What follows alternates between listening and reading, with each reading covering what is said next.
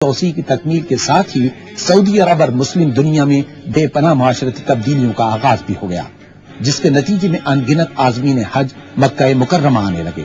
یوں مسجد حرام اور شہر پر دباؤ میں بے پناہ اضافہ ہو گیا۔ ان تبدیلیوں سے عہدہ برا ہونے کے لیے سعودی حکومت نے مسجد الحرام کی سہولتوں میں اضافے کے پروگرام پر عمل درآمد کیا، جس میں مطاف کے راستے کے خالص اور سفید سنگ مرمر سے تبدیلی بھی شامل تھی۔ اس سنگ مرمر کی خوبی یہ ہے کہ اس کی بدولت شدید گرمی میں بھی پیر ٹھنڈے رہتے ہیں۔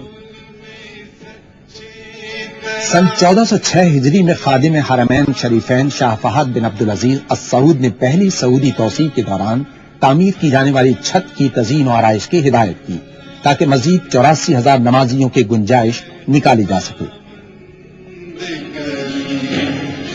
خادم حرمین شریفین نے مسجد الحرام کی عمارت کی حدود کے باہر 5 اسکیلیٹرز کے لیے اضافی عمارتوں کی تعمیر کا بھی حکم دیا۔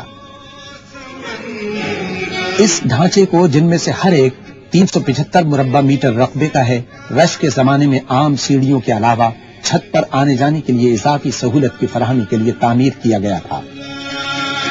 ان اسکیلیٹرز کی تعمیر کا بنیادی مقصد خاص طور پر ضعیف افراد اور بچوں کو پہلی منزل اور چھت کے علاقوں تک آمد رفت کی سہولتیں فراہم کرنا تھا۔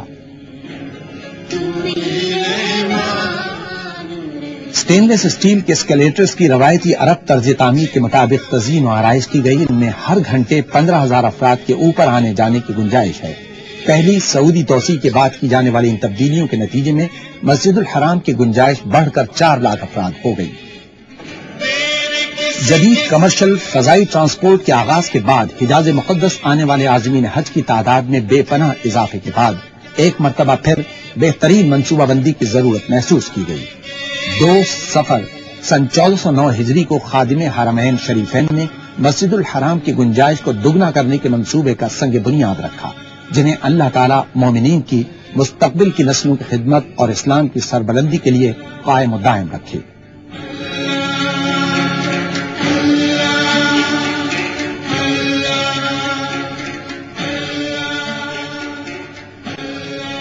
خادم حرمین شریفین کے توسیع منصوبے کے نتیجے میں تہ خانوں، سطح زمین اور پہلی منزل کا رقبہ 76,000 مربع میٹر ہونا تھا، جس کے مطابق مسجد میں مزید 1,70,000 نمازیوں کی گنجائش ہو جاتی۔ مسجد الحرام کی توسیع کے منصوبے کا آغاز المسا کے علاقے سے ہوا، جو 86,800 مربع میٹر کے مجموعی رقبے کا احاطہ کرتا ہے۔ اس سے مسجد الحرام کمپلیکس کی گنجائش 3 لاکھ نمازیوں سے بڑھ کر 7 لاکھ ہو گئی ہے۔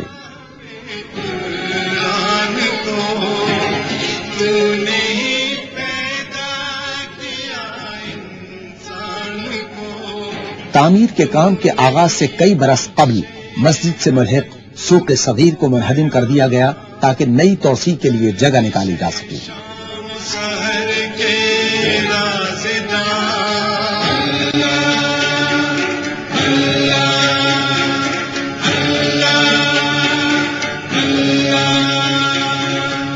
سن 1409 ہجری میں یہ پورا علاقہ بھرپور تعمیراتی سرگرمیوں کا مرکز بن گیا، کیونکہ تعمیراتی کام تیزی کے ساتھ جاری تھا۔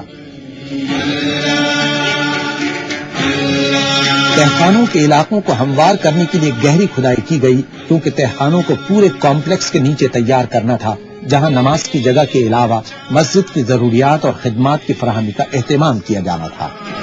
اس دوران مسجد کے ارد گرد کے علاقوں کو ترقیاتی کاموں کے لیے منہدم کیا جاتا رہا۔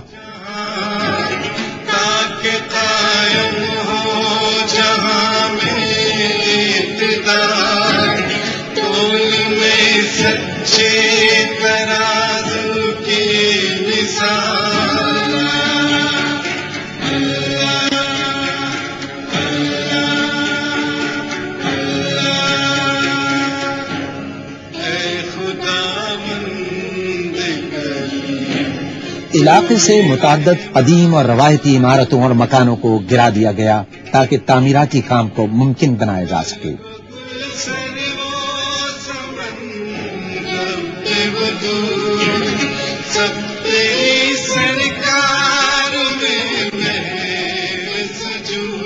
مسجد الحرام مکہ مکرمہ کے وسط میں واقع ہے، جہاں سے میونسپلٹی اور مسجد کے لیے بے شمار خدمات کی فراہمی کی لائنیں گزرتی ہیں۔ ان تمام خدمات کو تعمیراتی کام کے دوران روکنا خاصا مشکل تھا۔ ایک بڑی اور اہم پائپ لائن کھدائی کے بڑے مقام پر کٹ رہی تھی، جسے کھدائی کے دوران یوں ہی چھوڑ دیا گیا۔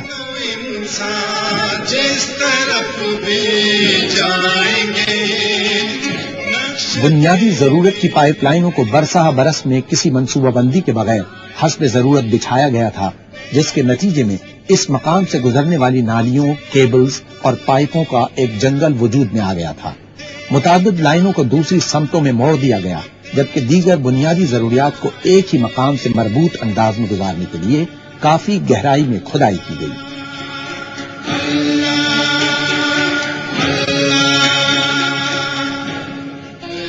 ارد گرد سے گزرنے والی بنیادی ضروریات کی اشیاء کی لائنوں کو مختصر مدت میں ایک متحدہ اور مربوط نظام سے منسلک کرنے کا عمل تعمیراتی ماہرین کے لیے انجینئرنگ کا ایک بڑا چیلنج بن گیا۔ متعدد محرابدار نالیوں کو مسا کے نیچے سے گزارا گیا۔ اس کے لیے مثلثی شکل کے کھلے تہخانے تعمیر کیے گئے تاکہ ان کی مرمت اور دیکھ بھال میں آسانی رہے۔ ان تہخانوں میں ایئر کنڈیشننگ سسٹم کے آلات بھی نصب کیے گئے۔ پانی کی فراہمی و نکاس کی لائنوں، ہائی ٹینشن کیبلز اور ٹیلی فون لائنوں کے لیے محرابدار نالیاں یا کلورٹس بے حد مفید تھے، جن سے نہ صرف مسجد الحرام کی خدمت بلکہ آس پاس واقع بلدیاتی اضلاع کو بھی سہولت ہوئی۔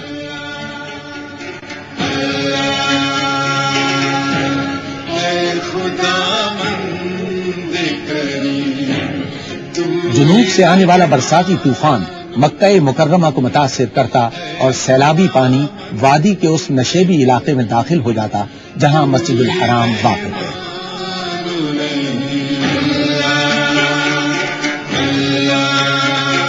اس سیلابی پانی سے مسجد الحرام اور اطراف کا علاقہ زیر آب آ جاتا ہے۔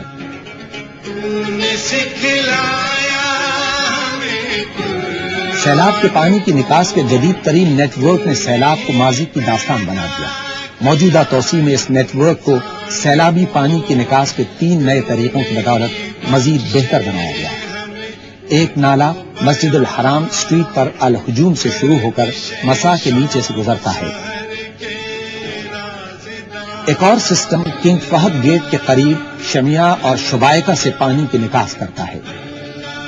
تیسرا نظام العدول سکوائر سے الہجوم تک سرنگ کے ذریعے مسجد الحرام کے شمال مغرب کی جانب سے گزرتا ہے۔ اس کی 1175 میٹر تک توسیع کر دی گئی۔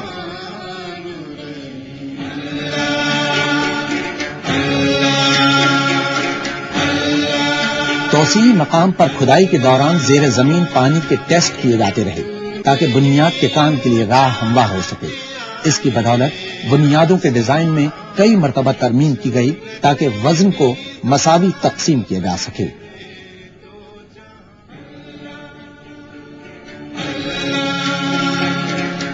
نئی توسیع میں 1 میٹر ٹھوس سلیب بچھائے گئے جسے غیر ہموار بنیاد کہا گیا۔ یہ بنیاد اتنی مضبوط ہے کہ اس پر مستقبل میں پوری اضافی منزل تعمیر کی جا سکتی ہے اور یہ سٹرکچر عمارت کو ہر قسم کے زلزلے سے بھی محفوظ رکھے گا۔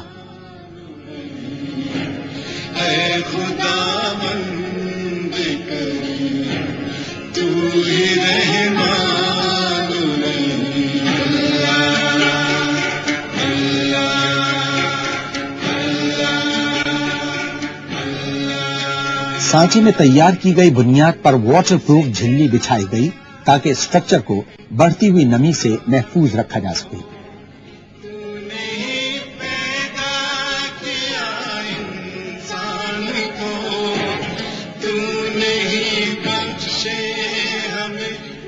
ڈھانچے کی بنیاد کے ساتھ فولاد اور کنکریٹ کے 492 مضبوط امدادی چبوترے تعمیر کیے گئے۔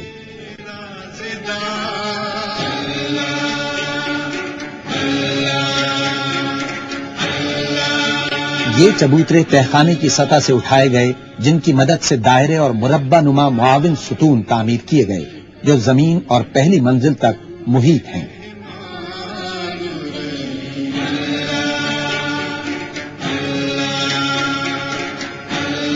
زمین دوز اساس سے مسجد الحرام کی توسیع کے اہم مرحلے کا آغاز ہوا۔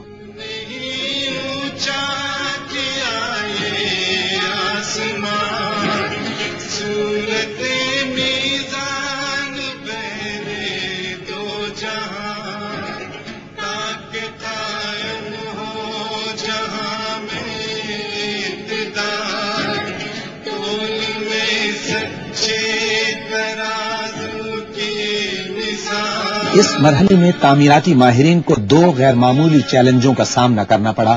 پورے تعمیراتی کام کے دوران توسیع اور موجودہ حصوں میں پیدل چلنے والوں کا راستہ کھلا رکھنا ضروری تھا تاکہ نمازیوں کو مسجد تک آمد رفت میں کسی قسم کی مشکل کا سامنا نہ کرنا پڑے۔